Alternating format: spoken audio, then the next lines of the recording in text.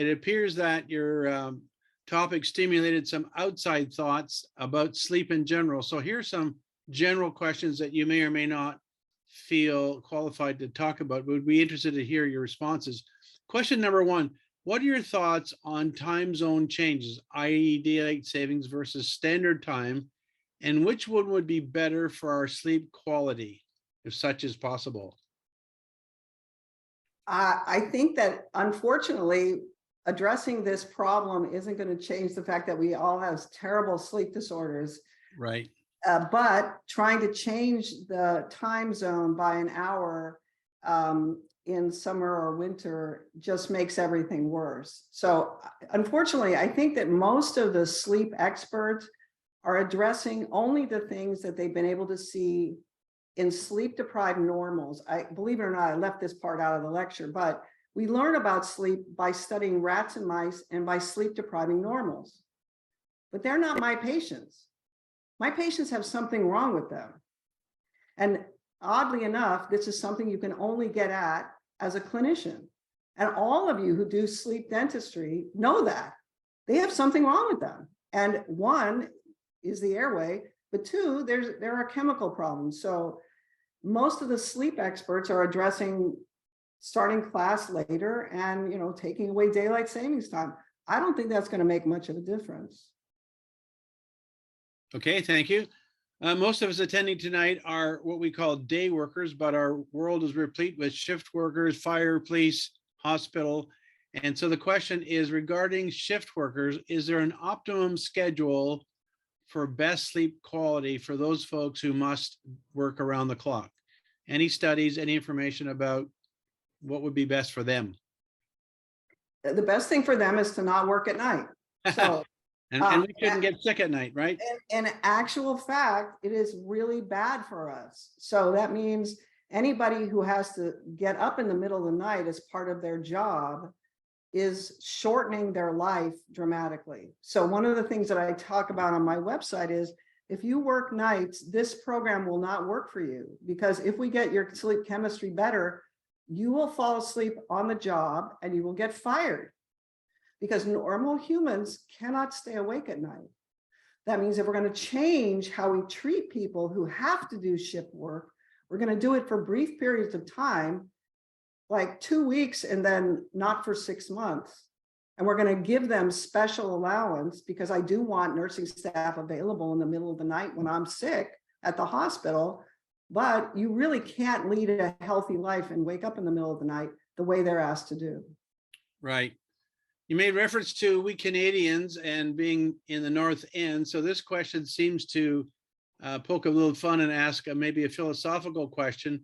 Many retired Canadians, sometimes known as snowbirds, each winter flock to sunnier climes, i.e. Florida, Arizona, etc. Is there a chance that they unwittingly perhaps are not only avoiding cold winters, but genetically perhaps looking to extend their lifespan by choosing sunnier winters? Absolutely. And the irony is, in my climate in East Texas, it's 100 degrees every day for 6 weeks. The people in my practice who went to Colorado or to Canada for the summer, where that's nice and cool and they can exercise for 5 hours during the day, often at higher elevations, did better. And I began to notice that because the Texans here just don't go outside during the summer. It is too hot, it's too humid. So one of the questions I ask in the course is, when did humans turn into birds and be able to fly? Because this is a very new thing that we're doing. It used to be, it's true that there were communities where you could actually go from Great Britain and over 3 months wind up in southern Spain. But now we actually have populations that move towards the equator, just like migrating birds and fish during the winter. And actually they feel better and they do better and they live longer. Well, you actually must have been looking at the questions, because is there a study that shows sleep study disorders are less in populations living along the equator? Here's the problem. There are 3 major ways to get vitamin D deficient. One of them is not go outside. The second is to have an advantageous system for education. So the second thing that happens is if you get educated and you live at the equator, let's say you live in Costa Rica and you go to university and then you become a president of a company, you are no longer outside growing bananas. You are actually de facto indoors. The third way is to get pregnant and have babies. So that means we have three separate things that become actually superimposed in intelligent, successful female CEOs. And this was some of the population. I was actually doing this in the beginning, but that means the studies about this, there are studies, for instance, there are studies about hunter-gatherer populations near the equator in Africa.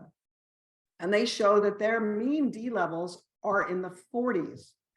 Now, the next question would be, well, if I want to survive longer, if I think sleep is related to my survival and lack of disease, I want to know who's the best performer in that tribe. I don't necessarily even want to know the mean level. I want to know who's the healthiest, because frankly, the vitamin D level starts to go down because we stop making as much vitamin D as we get into our late 60s, early 70s, even if you live at the equator.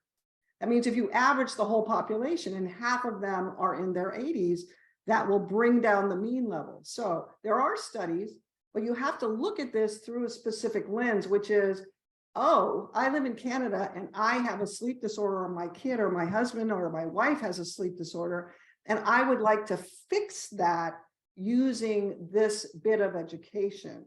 That's a slightly different question than, and then the multiple other things are prompted. If you look at what the really developed civilizations were on the planet, they're around the equator, and they were related to food supply, but they were also related to being able to survive longer, so that you have someone who lives into their 70s who gives that information to their son, who then gives it to their son. That's how we build astronomy, mathematics, written language. So there are several other idea sets that kind of show us, if we look evolutionarily at this. Okay, a couple of short questions regarding D3. First part, does it work on insomnia, OSA, and parasomnias? Yes, all of them. They're all related to getting paralyzed correctly. They're all related to being able to get into certain phases of sleep. The great part about this is if you have somebody that you said, okay, their airway looks great, but I'm still doing whatever, the B vitamins are particularly related to REM behavioral disorder and Parkinson's disease. REM behavioral disorder is an acetylcholine deficiency state.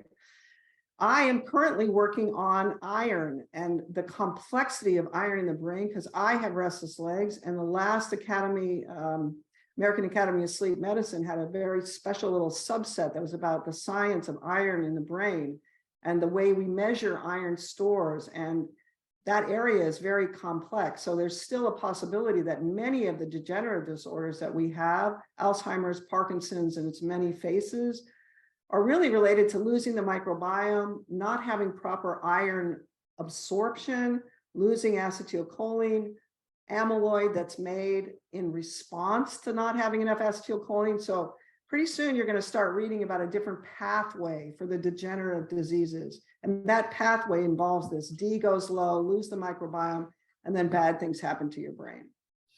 Okay, the second part of that D3 question obviously comes from a dentist with a sweet tooth, because the question relates to a pie.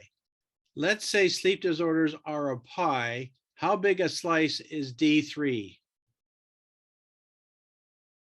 Well, I used to think that D was the center of the universe, because that's what all of us do, okay? And then these secondary things happen. And then starting in 2017, I started to hang out with the dentist. And when I would give a lecture, I would get to go and sit in their lectures. And what the dentist taught me was just mind-boggling. And I realized I had this narrow little viewpoint. And that is what all of us do as practitioners. So it's easy for me to say that this is something that's important for everyone to know about.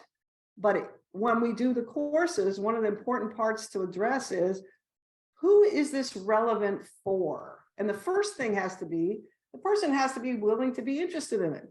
You know yourself that if you're doing general dentistry and somebody's got a crown that's broken and you start looking in their mouth and you're thinking, this person has a sleep disorder, and if they're not interested, you're just going to lose that client if you keep talking to them about sleep disorders, if you don't do it in the right way. D and the B's are the same way.